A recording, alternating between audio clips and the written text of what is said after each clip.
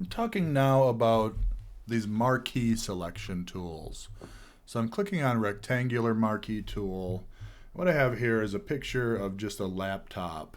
And the idea is, let's take this laptop screen. I'm going to click and drag with that rectangular marquee tool over top of whatever's on the screen currently. I'm going to do a mask. Now remember, sometimes you want to mask what you've selected. Sometimes you have to invert that selection and then mask. And so when I do that on this laptop here, and I want to actually click on the layer over there, it's now created a mask that's just hiding this part of this image that's on the screen right here. Then if I turn on this beach, sunset photo or whatever it is, and drag it underneath there, and I can resize it a little bit so it's not going out past the edge of the monitor or whatever. Plop it in, click check, then you can see I've just replaced whatever was on that screen with something else. And of course this other thing is still there, I'm just hiding it.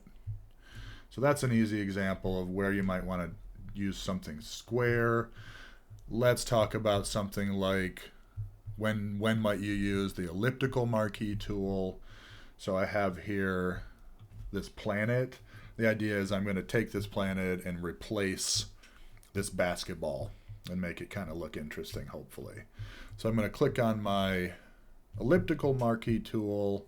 Now you can click and drag here from the center while you're holding Alt or Option and Shift, and it will pull from the middle out, which is probably going to be easier to sort of get the size of this thing correct, hopefully. And I'll feather it just to soften the edge of my selection a little bit by like maybe 3 to 5 pixels, something like that. And then we'll invert that selection and we'll mask. Nope, I didn't actually want to invert it. So let's not invert it. I just nudged that selection into place here a little bit too with my arrow keys on the keyboard. Then I'm going to mask because I do want to mask the background. So then I go back to my selection tool. I can turn back on the other photo. This one's got to be on top in the layers so that that planet looks like it's in front of this guy.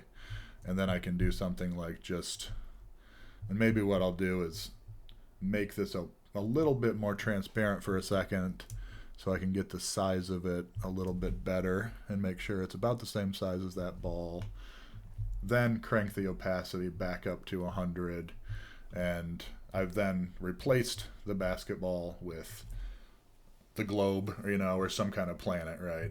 And then I could go into it and I could get into my opacity and my blend modes, and I might find something where if I have a blend mode, it sort of becomes a hybrid of a planet and a basketball, and you could play with that and a ton of other things to make a really interesting composite, right? But for our purposes, just replacing something using the elliptical marquee tool. Simple, easy, and that's all there is to that.